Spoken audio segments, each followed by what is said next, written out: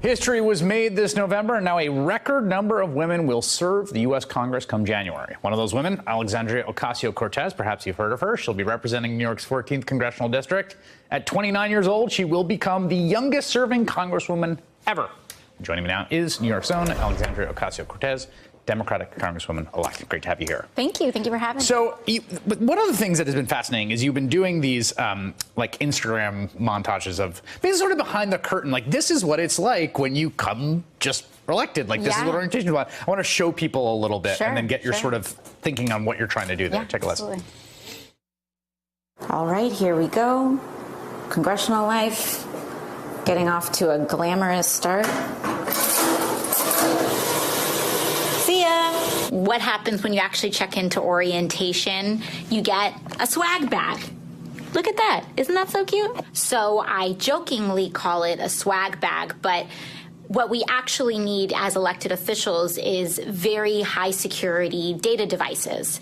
So that's what's inside this bag, a new tablet and a new phone. Guys, there are secret underground tunnels between all of these government buildings. There's no special sauce to it. You just gotta be good at getting things done.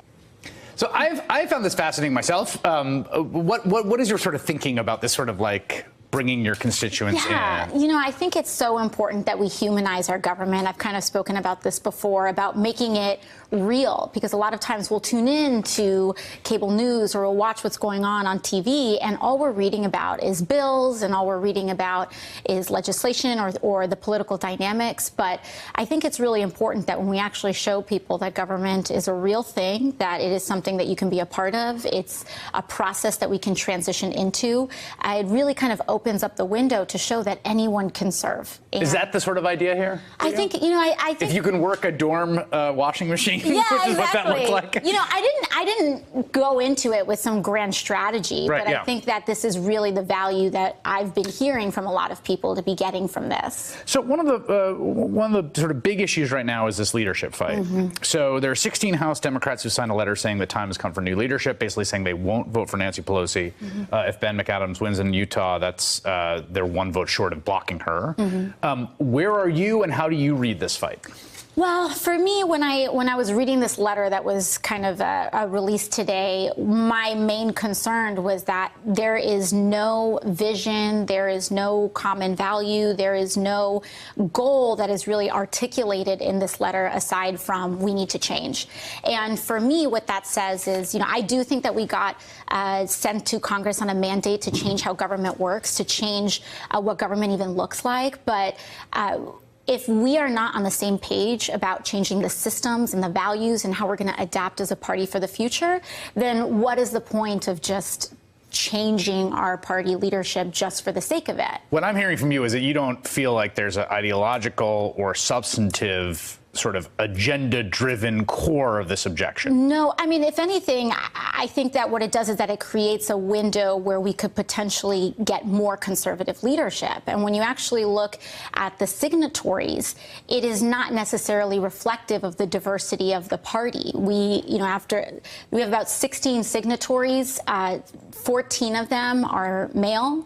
There are very few people of color in the caucus. There's very few ideological diversity. Yeah. It's not like there are progressives that are signing on. It's not like you have a broad-based coalition. So I find it, I'm not totally bought into the concept. You, Justice Democrats, Justice Dems, which is a group that had sort of worked with your campaign early on, you and they had sort of announced your plans to continue the process of primarying incumbent Democrats, which is how, of course, you got to Congress. I wonder, like, how does that color the relationships you have with the incumbents there? Well, I think what's important to articulate what Justice Democrats is about is really, it's not their mission. Their mission isn't we're going to primary Democrats. Their mission is we're going to support working class candidates to run in midterm elections.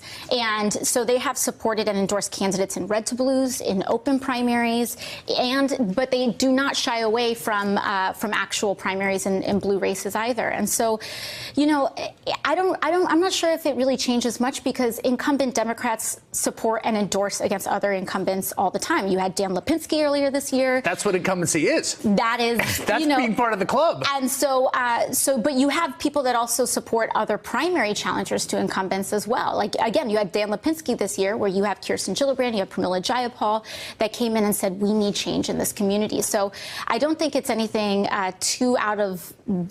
I don't think it's a departure from precedent at all.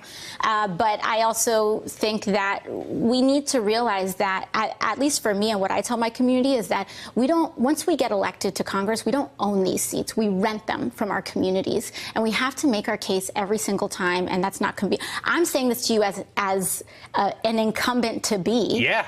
And I realize that means I hold myself to that standard as well, but I think it makes our democracy healthy. Follow up on that. You know, a lot of what a congressional office does, obviously, in a district is like Social Security disability payment got held up in some logistical problem, and I'm calling up my member of Congress to be like, help me out. Like, that stuff that my understanding is you don't have that much experience with that. Well, I mean, I know you worked in Ted Kennedy's office, but like, how are you thinking about setting that part of this operation up? Yeah, and actually, the constituent services was what I did in the late Senator Kennedy's office, and that's where I really learned how important it was for us to have really robust constituent services, because that is the real interaction that an everyday person has with their elected official. They say, hey, my Medicare isn't working out. Hey, my visa application for my fiance is getting blocked. What can you do? And so really, cutting through that red tape of government bureaucracy in order to serve our constituents is a huge service that we can have. And it's something that we're really looking forward to building out in an innovative way. Your district, I think, includes or adjacent to the new proposed Amazon headquarters, right, in Long Island City? It's adjacent. So obviously there'll be ripple spillover effects. You've been quite outspoken against it. Do you think you can put together a political coalition to block it? Well, you know, for me, it's not just about me governing top down. The reason that I spoke out on this issue to begin with is because organizers and residents of my community were busting down our doors saying, you need to say something about this, because we are threatened with homelessness. We're threatened with rising rents. We have seen this happen in San Francisco and Seattle. We've seen it with Foxconn in the Midwest as well. And so because I did not accept any corporate lobbyist contributions in my campaign, I feel like I have the liberty to advocate directly for what the community is telling me. And if this is what the community is telling me, it's my responsibility to voice those concerns. All right. Alexandria Ocasio Cortez, Democratic Congresswoman-elect here in New York. Come back anytime. Thanks for joining us. Absolutely. Thank you so much. Hey there, I'm Chris Hayes from MSNBC. Thanks for watching MSNBC on YouTube. If you want to keep up to date with the videos we're putting out, you can click subscribe just below me, or click over on this list to see lots of other great videos.